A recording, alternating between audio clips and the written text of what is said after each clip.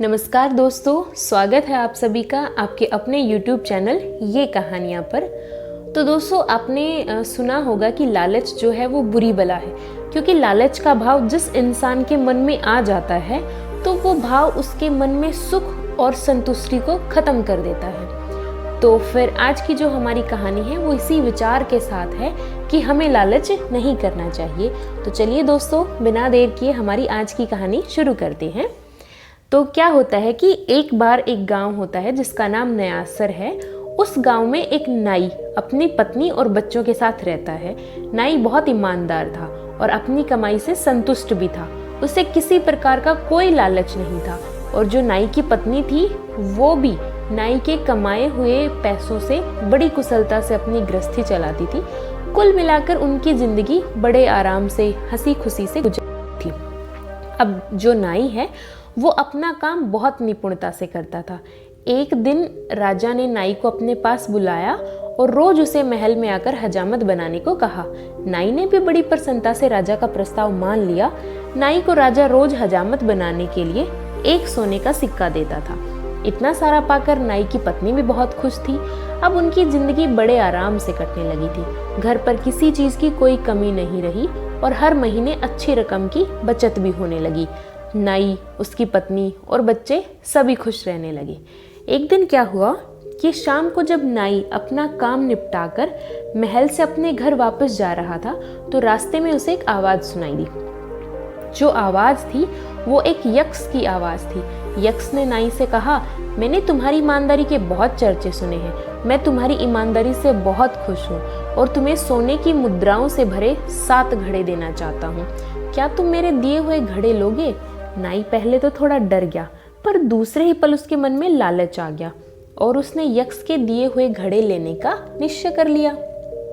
नाई का उत्तर सुनकर उस आवाज ने फिर नाई से कहा, ठीक है, 7 घड़े तुम्हारे घर पहुंच जाएंगे। नाई उस दिन जब घर पहुंचा तो वाकई उसके कमरे में 7 घड़े रखे हुए थे। नाई ने तुरंत अपनी पत्नी को सारी बातें बताई और दोनों ने घड़े खोलकर देखना शुरू किया। उसने देखा कि 6 घड़े तो पूरे भरे हुए थे, पर 7वां जो घड़ा था वो आधा खाली था। नाई ने अपनी पत्नी से कहा, कोई बात नहीं, हर महीने जो हमारी बचत होती है हम वह इस घड़े में डाल दिया करेंगे। जल्द ही ये घड़ा भी भर जाएगा और इन 7 घड़ों के सहारे हमारा बुढ़ापा आराम से कट जाएगा। अगले ही दिन से नाई ने अपने दिन भर की बचत को उस 7वें घड़े में डालना शुरू कर दिया। पर 7वें घड़े की भूख इतनी ज्यादा थी कि वह कभी भरने का नाम ही नहीं लेता था। धीरे धीरे नाई कंजूस होता गया और घड़े में ज्यादा पैसे डालने लगा, क्योंकि उसे जल्दी से अपना 7वां घड़ा भरना था। नाई की कंजूसी के कारण अब घर में कमी आनी शुरू हो गई, क्योंकि नाई अब पत्नी को कम पैसे देता था। पत्नी ने नाई को समझाने की कोशिश की, पर नाई को बस एक ही धुन सवार थी, वो थी 7वां घड़ा भरने की। अब नाई के घर में पहले जैसा वातावरण नहीं था। उसकी पत्नी कंजूसी से तंग आकर बात बात पर अपने पति से लड़ने लगी। घर के झगड़ों से नाई परेशान और चिड़चिड़ा हो गया। एक दिन राजा ने नाई से उसकी परेशानी का कारण पूछा।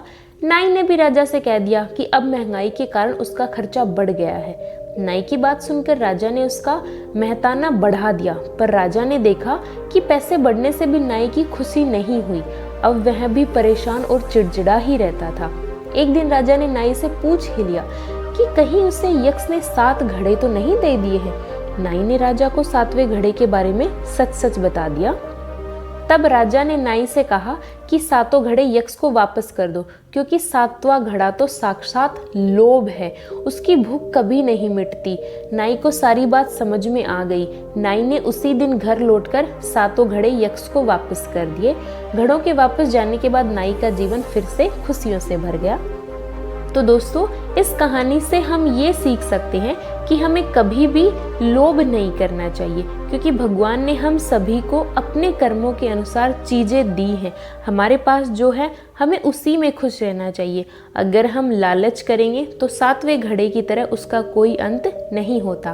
तो दोस्तों, सदैव प्रसन्न रहिए। जो प्राप्त है पर्याप्त है और जिसका मन मस्त है उसके पास समस्त है। Thank you. Keep smiling